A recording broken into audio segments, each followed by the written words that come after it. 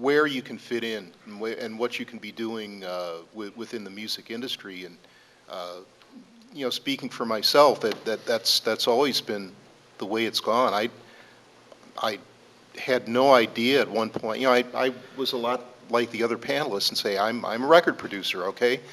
That's what I want to do. And then all of a sudden, I'll be listening to rock and roll at home, and then from my own experience, going to work and I'm recording premiere works of Ludosławski and Gunther Schuller and people like that, and which is completely, that's new concert music and completely was something different.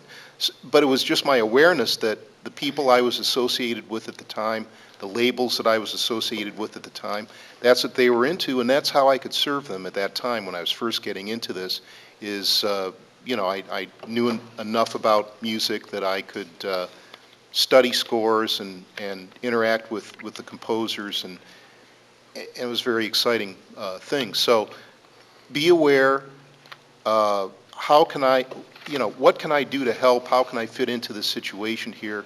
Be awake to it, and it'll happen for you, I guarantee. Ivana?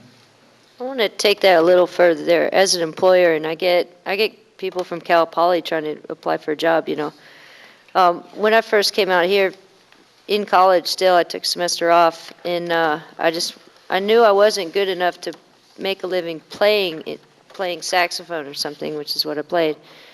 So one issue I want to bring up is to be humble and to kind of recognize, maybe you're not Jimmy Page or something, maybe you're good, but maybe there's somewhere else in the industry. You can still be in the music industry, but, you might not be the guy up on the stage, So to be humble about that. When you go for your first job, too, the best advice I can give you, when I went for my first job out here, I said, I'm a floor sweeper.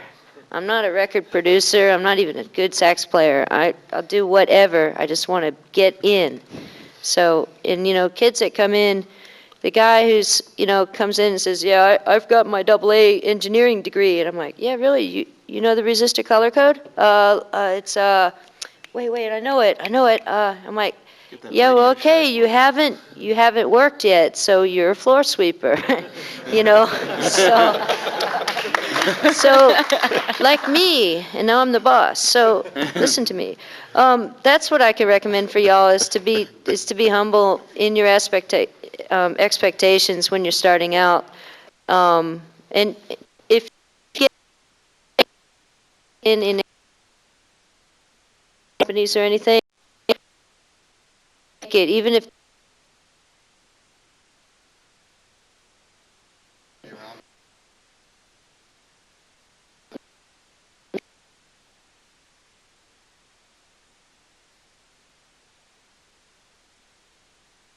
because it's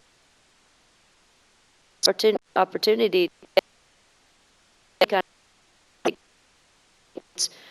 I don't have time to take in interns and train them up just so they can leave in a month. It's a hard burden on my company and me personally to have to do that. And if you can get any kind of in anywhere, just take it and be the floor sweeper if you have to. Dino. Okay, I totally agree. I know two things as this business. I know about being a musician and I know about being a producer.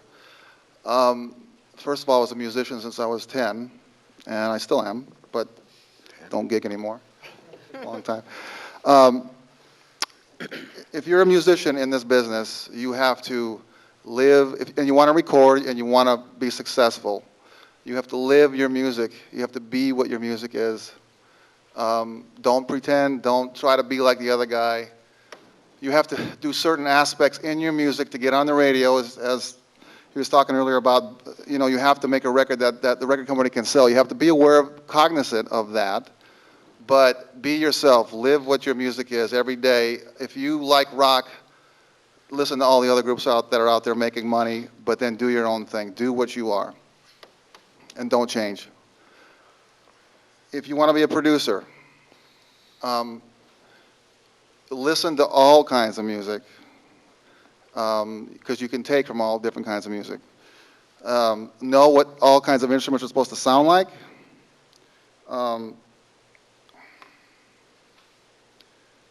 You have to love your job. You got to love it because all you do is sit around and make somebody else sound good. Your whole life is making somebody else sound good. So stay in the studio, be in the studio, even if it's sweeping the floors.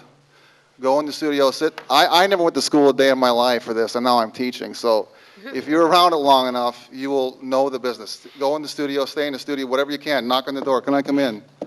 Go in there and be in there. Learn and just every day, music, music, music. That's all I can tell you. Jeff? I have a couple things. Never take no for an answer. There are many people in our business that extend their job by telling me no. And I know it and they know it. So I never take no for an answer. You have to develop a kind of a tough skin. And never stop learning your craft. Songwriting is an art. Playing an instrument is an art. Composing is an art. These things demand your attention because the guy sitting next to you is probably better at it than you are. Maybe, maybe not. But as good as you think you are, you're not good enough. My job as a producer is to tell people every day how bad they are by telling them how good they are. That's my art. That's what I have to do. So, again, never stop learning. Matt? If you're in the business of creating music, you cannot in any way ignore the importance of the song. A great record starts with a great song. If you are an engineer, a producer, a musician, a singer, whatever it is you do, you have to serve the song. If you do not have a good song to start with, you don't have a foundation. What are you doing in the studio? You have to start with the song. The most important thing is very often overlooked. If you're doing some form of music like trance, then you can just do beats. If you're doing popular music format that has to fit into 3 minutes and 15 seconds, you have to have a song. And if you don't have a good song, you don't stand a chance. Bottom line. Amen. Yeah. As they say, it starts with the song and ends with the song. So, You gonna sing first, Dave? yes. And with that said, okay, so first of all, let's give a round of applause for all these wonderful panelists.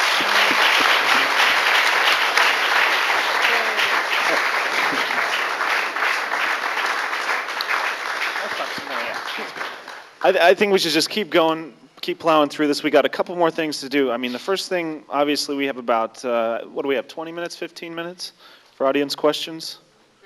15. Okay, we're doing two things simultaneously. If someone can bring the prize giveaway drawing up to me, I'll do a drawing while we're taking audience questions, and we'll announce the winners of the two drawings. We're going to kind of consolidate here. So with that said, I know I have a lot of students that want to ask some questions. Let's open up for questions. And actually, the best way to do this is for me to come out in the audience, Phil Donahue style, I guess. Oh. And